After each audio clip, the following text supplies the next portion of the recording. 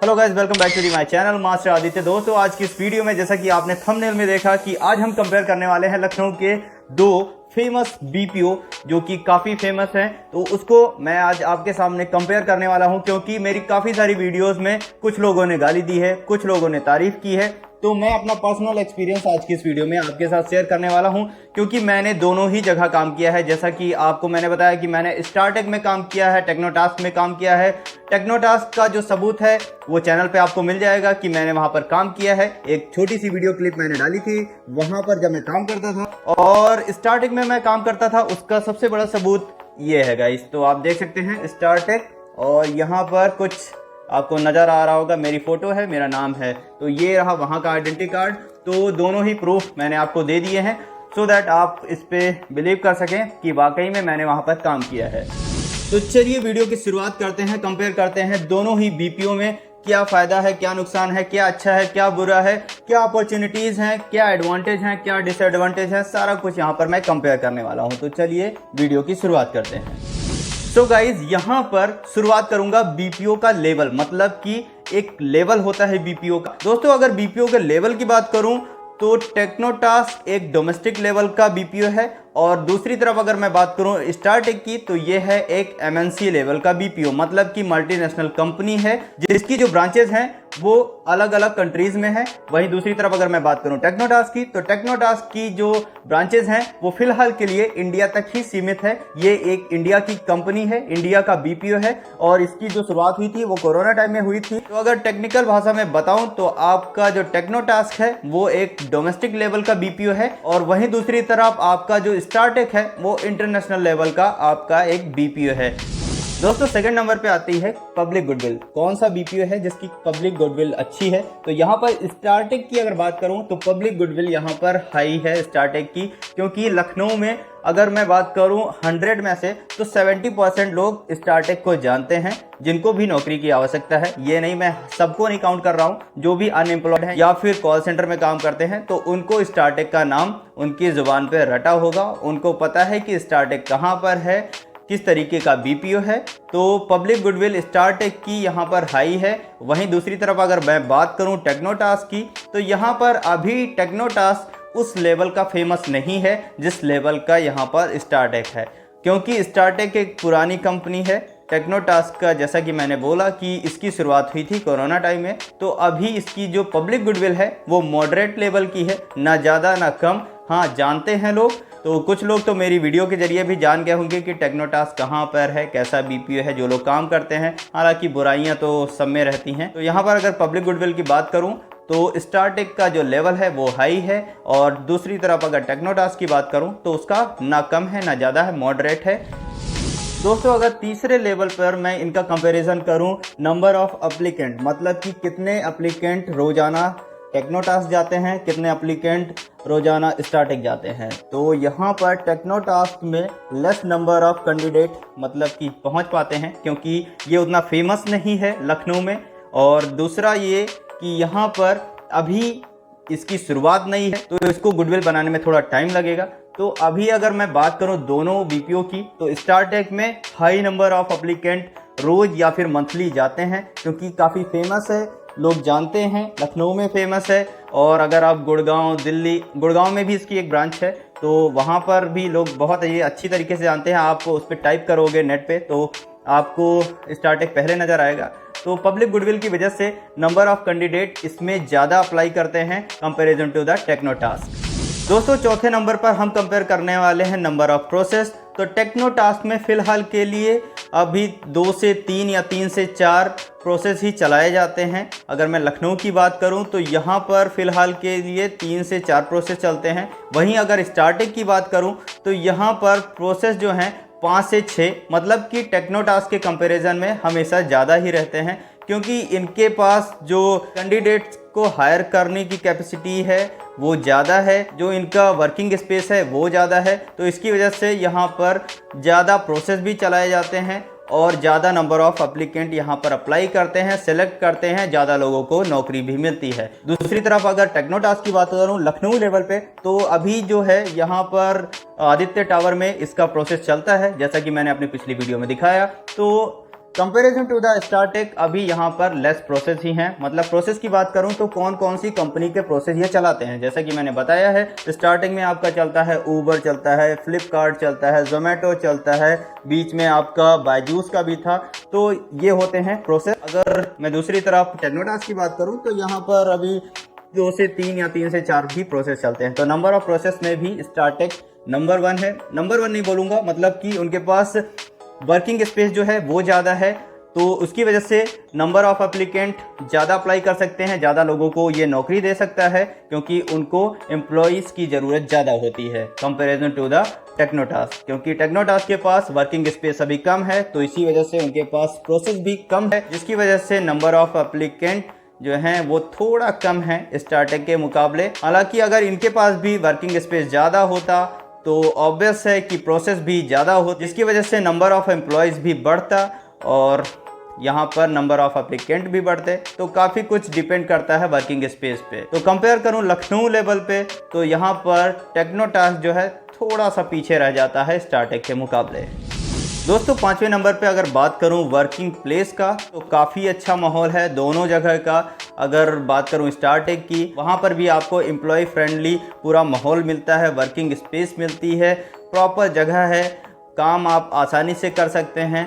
Pressure की बात नहीं कर रहा हूँ, प्रेशर कंपेयर नहीं कर रहा हूँ, क्योंकि बीपीओ में अगर देखा जाए तो प्रेशर कुछ भी नहीं रहता है। जो भी लोग बोलते हैं बहुत प्रेशर होता है, बहुत प्रेशर होता है, तो बीपीओ सेक्टर में प्रेशर नाम की कोई चीज़ होती नहीं है। अगर आप सेल्स में कर चुके हैं तो आपको बीपीओ का जो प्रेशर है वो कुछ भी नहीं लगेगा।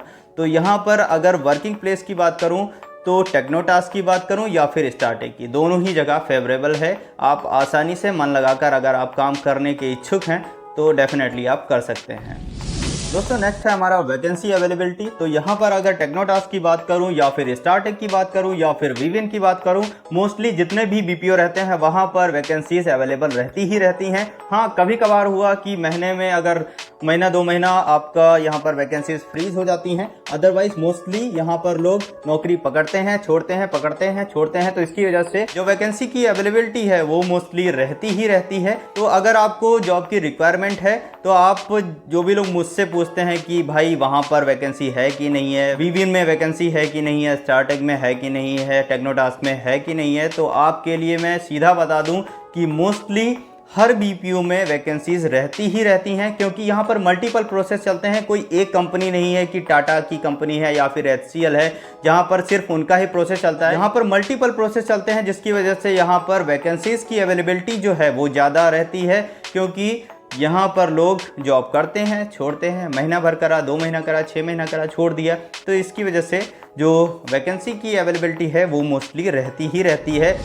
दोस्तों नेक्स्ट है हमारा एलिजिबिलिटी ऑफ कैंडिडेट्स। तो यहाँ पर दोनों ही बीपीओ की अगर मैं बात करूँ, सबसे पहले बात करूँगा टेक्नोटास्क की, तो यहाँ पर ग्रेजुएट या फिर अंडर ग्रेजुएट या फिर 12th पास भी यहाँ पर हायर किए जाते हैं। दूसरी तरफ अगर मैं स्टारटेक की बात करूँ तो यहाँ पर भी सेम कंडीशन है, बंदा चाहे ग्रेजुएट हो या फिर अंडर ग्रेजुएट हो, अगर आप 12th पास हैं तो वो तरीका जो है वो मैंने इंस्टाग्राम पे काफ़ी लोगों को बताया है कि अगर आप 12th पास हैं तो कैसे अप्लाई कर सकते हैं। तो स्टारटेक हो या फिर टेक्नोटास्क हो, दोनों जगह आप ग्रेजुएट हैं या फिर अंडर ग्रेजुएट हैं, आप अप्लाई कर सकते हैं। आपको बस इंटरव्यू क्रैक करना है।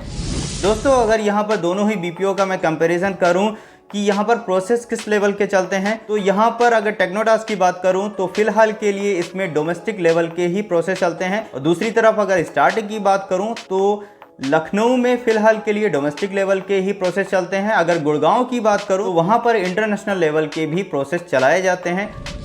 दोस्तों अगर इंटरव्यू क्लियरेंस चांसेस की बात करूं तो टेक्नोटास्क थोड़ा इजी है कंपैरिजन टू द स्टारटेक, क्योंकि स्टारटेक में number of candidate, number of applicant ज़्यादा आते हैं, उनको जो एम्प्लॉयज़ की वैरायटी जो है वो ज़्यादा मिल जाती है, इसमें जो है उनको सिलेक्शन के ऑप्शन काफ़ी मिल जाते हैं। क्या होता है कि उनमें अभी वही बात है कि आपके सामने गाजर ढेर सारी लगी हो तो उसमें आप आसानी से बढ़िया बढ़िया गाजर छांट लोगे, और दूसरी तरफ अगर मैं बात करूं तो अगर कम ढेर का गाजर है तो उसमें अगर छांटोगे तो आपको वही, अगर उसमें ख़राब भी होगी तो उसमें आप सिलेक्ट कर लोगे। तो वही बात है कि यहाँ पर अगर टेक्नोटास्क की बात करूँ तो आपका इंटरव्यू क्लियरेंस के जो चांसेस होते हैं वो थोड़ा बढ़ जाते हैं comparison to the Startek. Startek में high number of applicant apply करते हैं, जिसकी वजह से उनको वैरायटी ज़्यादा मिलती है एम्प्लॉयज़ की। उनके पास तो वैरायटी है तो वो फटाक से छांट के निकाल लेंगे कि हाँ उनके पास 10 लोग हैं, टेक्नोटास्क के पास 5 लोग हैं, तो उनको 5 में से छांटना रहता है और स्टार्टेक वालों को 10 लोगों में से छांटना रहता है। तो आप समझ सकते होंगे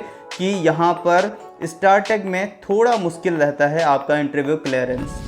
दोस्तों नेक्स्ट है वर्किंग एटमॉस्फेयर का।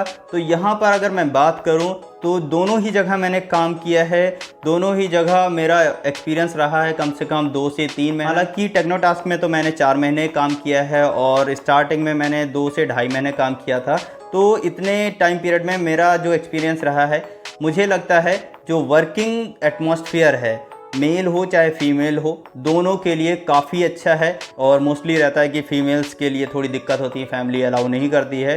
तो अगर मैं आपके लिए बताऊं तो दोनों ही जगह फीमेल फ्रेंडली है। दोस्तों अगर वर्क प्रेशर की बात करूं, टेक्नोटास्क में काम बहुत ही हंसते खेलते हुए कर सकते हैं, पर स्टार्टेक में जो वर्किंग प्रेशर है वो थोड़ा ज़्यादा है, क्योंकि ऑब्वियस है उसकी एक गुडविल है, वो एक एमएनसी है, नंबर ऑफ़ अप्लीकेंट उनके पास ज़्यादा हैं, तो आपके रहने या ना रहने से उन्हें कोई फ़र्क नहीं पड़ता है, तो वो काम तो आपसे अच्छे से लेने वाले हैं। वहीं अगर दूसरी तरफ मैं कंपेयर करूं टेक्नोटास्क का, तो यहाँ पर काफ़ी अच्छा मेरा जो एक्सपीरियंस रहा है वो काफ़ी अच्छा रहा है, क्योंकि टेक्नोटास्क में आपको, मुझे ऐसा लगता है, क्योंकि शायद हो सकता है मैं काम अच्छे से करता हूँ, हो सकता है मेरे लिए वो आसान जॉब रही हो, पर फिलहाल के लिए मैं अगर अपने बेसिस पे कंपेयर करूं तो टेक्नोटास्क में कम प्रेशर है कंपैरिजन टू द स्टार्टेक। दोस्तों नेक्स्ट है प्रमोशन चांसेस। टेक्नोटास्क एक डोमेस्टिक लेवल की कंपनी है, दूसरी तरफ स्टार्टेक एक एमएनसी लेवल का बीपीओ है, मतलब कि मल्टीनेशनल कंपनी है, मल्टीनेशनल बीपीओ है। तो वहाँ पर अगर आप एजेंट हैं, अगर आपको टीएल बनना है तो स्टार्टेक लेगा आपका 3 साल। वहीं अगर आप टेक्नोटास्क में काम करते हैं, अगर आपने 6 महीने भी काम किया है तो आपके प्रमोशन के चांसेस बन जाते हैं। वर्किंग टाइम पीरियड है वो आपको ज़्यादा देना पड़ेगा अगर आपको स्टार्टेक में प्रमोशन चाहिए। दूसरी तरफ अगर आपको टेक्नोटास्क में प्रमोशन चाहिए तो आपके अंदर अगर स्किल है, अगर आपके अंदर टैलेंट है, तो आप ये पोस्ट 6 महीने और 1 साल के अंदर इजीली ग्रैब कर सकते हो। टेक्नोटास्क का जो प्रमोशन का जो यहाँ पर एम्प्लॉयज़ का चांसेस होता है कंपैरिजन टू द स्टार्टेक ईजी है, स्टार्टेक में डिफ़िकल्ट है। दोस्तों last but not the least, इसके बाद भी आपके कुछ सवाल होंगे, इसीलिए मैं बोल रहा हूँ last but not the least. तो यहाँ पर सैलरी की जो प्रॉब्लम होती है, दोनों ही जगह मैं कंपेयर करने वाला हूँ। इसमें थोड़ा मैं डिटेल में बताऊँगा, हो सकता है बोरिंग लगे पर सुन लीजिएगा, आपके काम की चीज़ होगी। तो दोस्तों अगर यहाँ पर स्टार्टेक की बात करूँ तो यहाँ पर अगर आप जॉब छोड़ते हैं, जॉब क्विट करते हैं, अगर आपने 1 तारीख को जॉब पकड़ी, आपकी ज्वाइनिंग 1 तारीख को हुई और 30 तारीख तक आपने काम किया है, 30 तारीख को आपकी सैलरी आ गई, फिर आपने 10 तारीख तक काम किया है नेक्स्ट मंथ, तो आपका क्या होगा, आने वाला जो नेक्स्ट मंथ रहेगा उसमें ये लोग आपकी जो 10 दिन की सैलरी रहती है उसको आपको पूरा दे देंगे। फिर उसके बाद आपको मेल करेंगे एब्सकॉन्ट का, क्योंकि यहाँ पर पैसा होल्ड अगर करने की बात मैं करूँ तो स्टार्टेक इस मामले में बहुत ही अच्छा है। अगर आपने 10 दिन भी काम किया है तो 10 दिन का भी पैसा ये कंपनी दे देती है, क्योंकि मैंने ऐसे किया था कि मैंने मिडिल ऑफ द मंथ मैंने जॉब छोड़ी थी, तो मेरा जो जितने भी दिन मैंने काम किया था 10-15 दिन, तो उसका पैसा देने के बाद ही एब्सकॉन्ट का ईमेल आया था, एचआर का फ़ोन आया था, उसने कहा था एक्नॉलेज कर दो, फिर उसके बाद मैंने एक्नॉलेज किया था।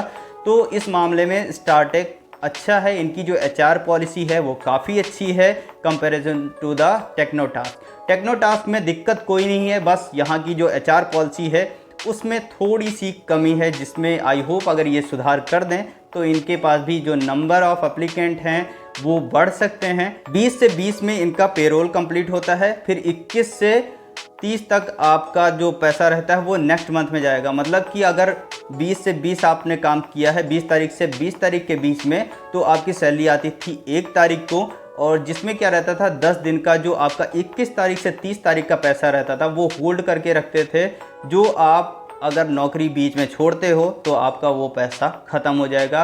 अगर आपको वो पैसा चाहिए तो आपको इनका जो 30 दिन का नोटिस पीरियड होता है उसको आपको सर्व करना होगा, बाकायदा आपको ईमेल करना होगा रेजिग्नेशन के लिए। उसके बाद ही आपको यहाँ पर वो 10 दिन का जो 4 या 5 हज़ार रुपये होता है, मैं फ़िलहाल के लिए उसमें काम करता था लीप स्कॉलर में, तो उसमें वही 10 से 4 हज़ार रुपये मान के चलिए होल्ड होता था। तो दोस्तों आपका जो 10 दिन का पैसा रहता है तो वो तभी वो रिलीज़ करते थे जब उनको आप बाकायदा एक प्रॉपर वे में रेजिग्नेशन देंगे, आप बताएंगे कि आप जॉब छोड़ने वाले हैं, उनका नोटिस पीरियड सर्व करेंगे। हालांकि अलग अलग कंपनी की एचआर पॉलिसी होती हैं, तो मैंने काफ़ी जगह काम किया है, चाहे एक्स्ट्रा मार्क्स हो, चाहे स्टार्टेक हो, चाहे टेक्नोटास्क हो, चाहे एचडीएफसी बैंक हो, चाहे एसडीबी हो, मैंने काफ़ी जगह काम किया है।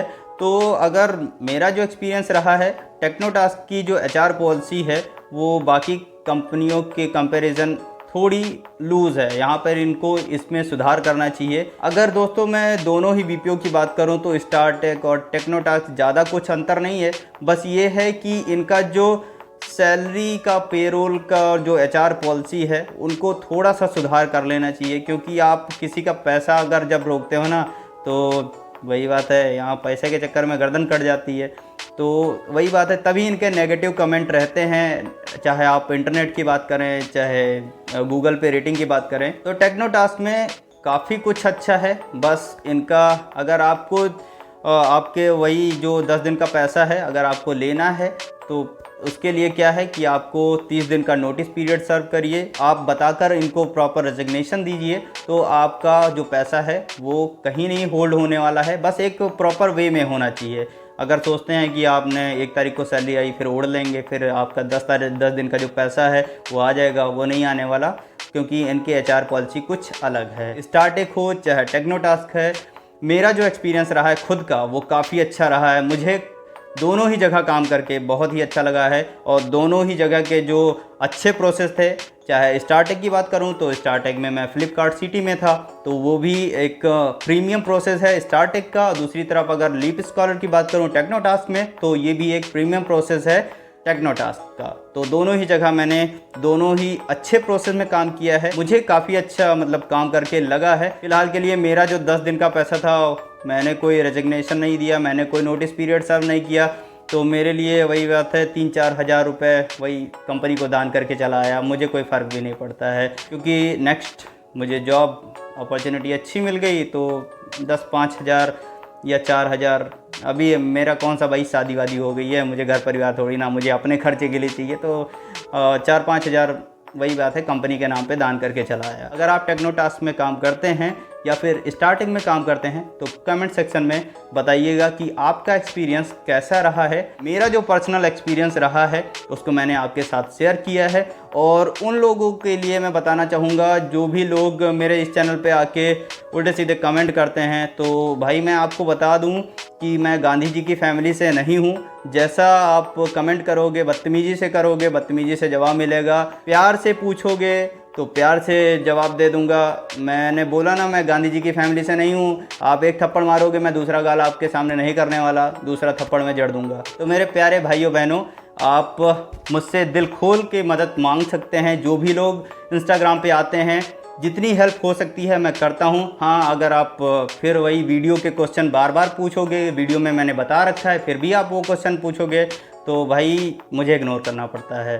आई होप आप भी समझ सकते हैं, मैं भी जॉब करता हूँ 9-10 घंटे की, तो आप समझ सकते हैं। अगर वीडियो पसंद आती है तो वीडियो को लाइक करिए, दोस्तों के साथ शेयर करिए, चैनल को सब्सक्राइब करके बेल आइकन को प्रेस कर दीजिए, सो दैट जब भी कोई न्यू वीडियो अपने इस चैनल पर अपलोड करूँ आप तक पहुँचे सबसे पहले। तो मिलते हैं किसी और वीडियो में, तब तक के लिए नमस्कार, जय हिंद, जय भारत।